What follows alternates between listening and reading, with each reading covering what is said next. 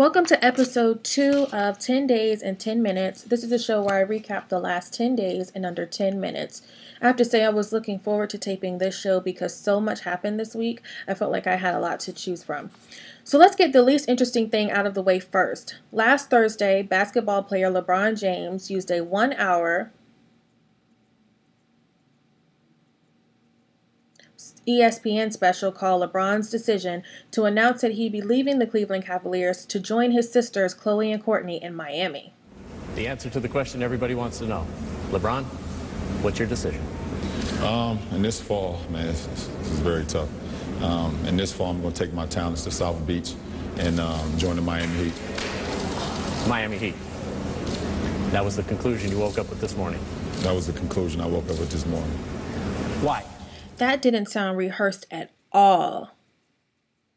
The owner of the Cavaliers, Dan Gilbert, was not happy. He wrote a sternly worded letter to LeBron that basically said he was a coward, he had no loyalty, and he promised the city of Cleveland that they would win a championship before LeBron ever gets one with Miami. So I just want to say congratulations to Dan Gilbert, because first LeBron didn't want to play in Cleveland, now no one does. Apparently, there was some concern in the media that women who work for Jon Stewart's Daily Show have it hard. The women of the Daily Show wrote a snarky letter in response to the claims that there's sexism on the set and posted to the Daily Show's website in defense of the show and its host, Jon Stewart. As you can see, there are about 40 women who work for the Daily Show, and I couldn't help but notice the lack of color. There was only one black woman who was in the photo, so I guess we don't have to worry about how the black women have it on the set, because they don't have it at all. And while I'm on that subject, let me just go off track a little bit. Is it really that hard to find funny black women? Let's think about it. Every time you see someone on television who's supposed to be a woman, it's always a black man in a dress. I'm getting kind of tired of it. I mean, look at SNL. They haven't had a black woman on since Maya Rudolph. And I think before that, they only had one black woman who was, I think, Yvonne Hudson. So now they got Keenan playing everybody from Star Jones to Beyonce. It's just ridiculous. Speaking of funny black women, I got a prescription from my doctor for Valium, so I was finally able to get through an episode of The Monique Show.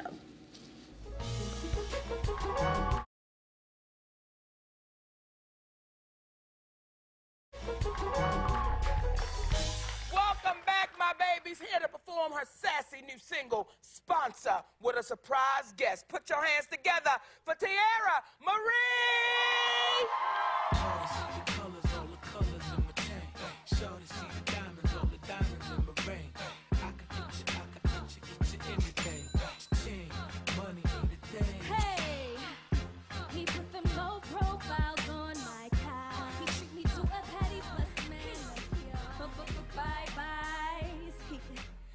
Bye-bye. Yes! Y'all give it to her! Tiara Marie! Yes, baby! Y'all were beautiful! I hope you enjoyed that segment. It was brought to you by the good folks at Tylenol. Okay, I'm just kidding, but you can't tell me that Monique Show isn't sponsored by some type of pain reliever, Bayer, aspirin, somebody. You know, because she's loud, and then you watch it, you get a headache, and whatever. The Justice Department decided this week that it would sue the state of Arizona for the restraining order it recently placed on Latinos. The new laws essentially demand that Latinos stay at least 500 feet from the state and do not contact the state by phone, email, or any other form of communication. Or something like that. In for Neil Cavuto, and this is your world. And almost 3 weeks to the day it was set to go into effect, the federal lawsuit that could toss out Arizona's new tough immigration law just filed in Phoenix. The government arguing Arizona has no legal right to have its police question and possibly arrest illegal immigrants during routine enforcement matters like traffic stops. The government claiming that it's its job. At least 3 After the Justice Department made their statement, lots of normal, everyday Americans decided to have their opinions heard. Here's one. Hi, this is Danger Man, the urban superhero, and this is another Danger Man moment.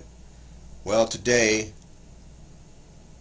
through the Obama administration, the federal government is taking steps to sue the state of Arizona, the governor of the state of Arizona, in this immigration law that was passed.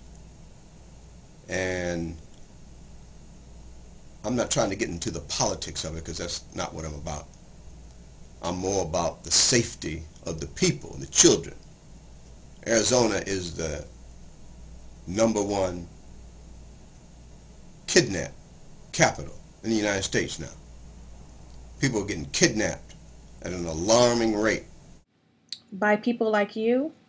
It's really weird to hear somebody talk about people getting kidnapped when they look like a kidnapper. In random news, Serena Williams, congratulations, she won Wimbledon. And apparently at the Wimbledon ball, Minnesota Viking Fred Evans decided to sexually harass her. Serena took to her Twitter page and basically said he was rude and that she literally had to push him away, and that she said that he's not the only one with 36 Ds. I thought that was hilarious that she called out his man boobs. But what kind of guy is going to sexually harass Serena Williams?